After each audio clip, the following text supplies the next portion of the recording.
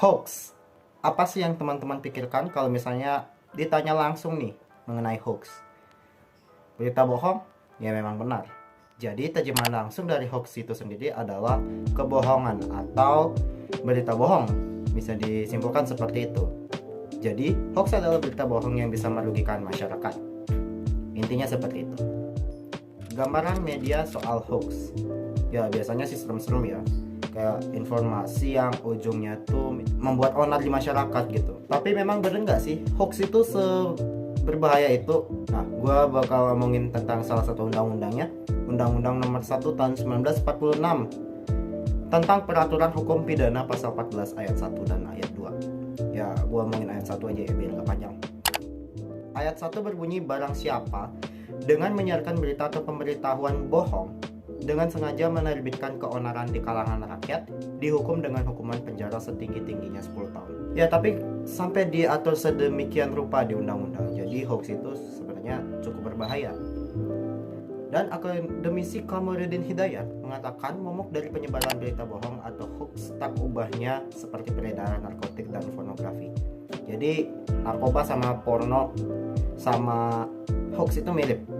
Sama-sama bisa membahayakan dan merugikan masyarakat. Bahkan si Kamarudin berpendapat kalau misalnya hoax itu adalah pembunuh karakter yang jauh lebih berbahaya dari kritik ya. Jadi kritik itu sifatnya membangun, tapi hoax ini yang membunuh karakter aja. Nah, dengan semua gambaran yang menyeramkan mengenai hoax itu, emang gimana sih caranya menangkal hoax itu? Dilansir dari Wantiknas, ada 5 langkah cerdas menanggulangi hoax kata mereka. Yang pertama, perhatikan judul informasi.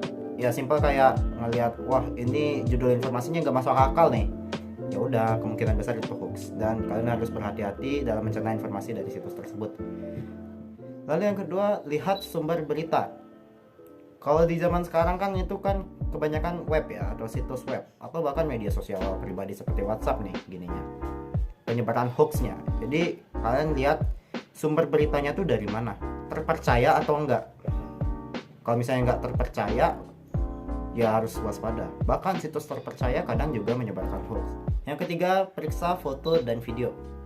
Biasanya foto dan video ini jadi pendukung ya dalam si penyebar hoax ini untuk memperkuat argumen dia. Ini nih contohnya gitu misalnya.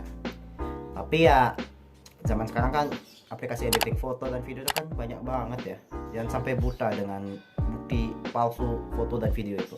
Selanjutnya yang keempat, waspada dengan bentuk forward message. Forward message tuh ya gambaran kasarnya tuh kayak di BBM zaman dulu. Misalnya, sebarkan berita nih atau enggak ibumu akan ya, you got the point lah. Kalau misalnya ini bohong ya jangan disebarkan lagi, nanti bikin panik nih buat orang-orang yang nggak tahu. Tuh kalau bisa hapus aja gitu, nggak berguna juga kan menahan memori. Yang kelima, laporkan ke Kominfo. Kalau misalnya ketemu hoax nih, bisa laporin aja ke Kominfo. Jadi bisa diurus deh sama mereka, ini berita beneran apa enggak sih gitu. Ya bisa di screenshot aja sih sebenarnya berita hoaxnya, langsung kirim ke aduankonten@mail.kominfo.go.id. Nah udah gue kasih tau kan caranya untuk melaporkan berita bohong atau berita yang meragukan. Ya jadi ya bisa lewat sana. Jadi itu ya 5 langkah cerdas menanggulangi hoax, yang mulai dari diri sendiri aja gitu. Nanti kan nyebar ke orang lain yang baik-baik, kalau bisa disebarkan gitu. Walaupun hoax ini kadang lucu juga gitu, tapi ya memang harus ditanggulangi dengan segera, kalau enggak ya bakal gede urusannya, repot lagi nanti. Akhir kata gua Adit, thanks.